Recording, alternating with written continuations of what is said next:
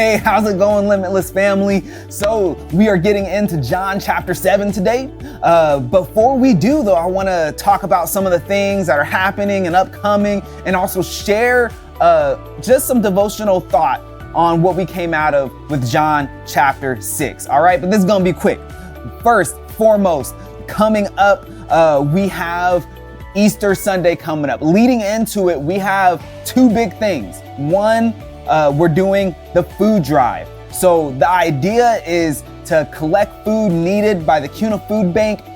Please ask neighbors, share what we're doing, let them know we want to follow Jesus' example of helping feed people who are hungry, and invite them out to Easter Sunday. That will be our last Sunday collecting those items, all right? Also, we have a fast that we're going to be doing on the 17th to the 30th, the 14 days leading up to Easter.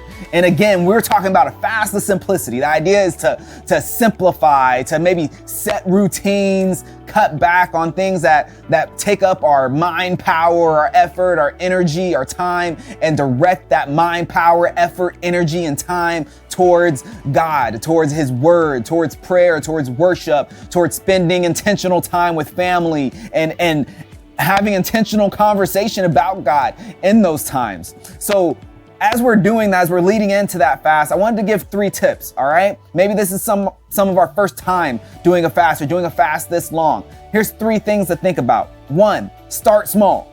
Start small, all right? If this is your first time, I'm not encouraging you to not eat or drink anything for 14 days straight. Start small. And know that we have 14 days. So you may get 3, 4, 5 days in and decide to up the ante, and that's great. Do that, but start small. Second, keep it simple. Don't complicate it. Just keep it simple. All right. Number 3 is it should be a sacrifice, but not punishment.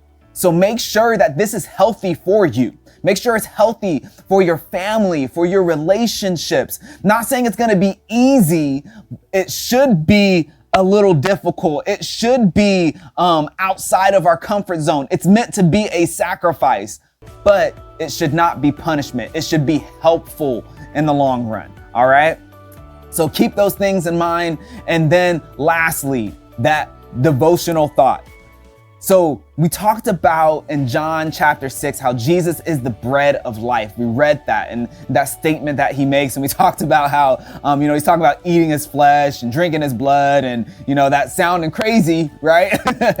But in talking about him being the bread of life, I wanted to point out 3 different breads that were used in the Old Testament that Israel would have been familiar with, that Jesus directly correlates with, and him being the bread of life directly correlates with. All right, and we can dig in deeper on this and talk about it more, but I'm just going to highlight them for you. Number 1, it is the manna that was given to Israel in the wilderness. Number 2, the bread of Passover. They had unleavened bread during Passover. And then number 3, the bread of presence.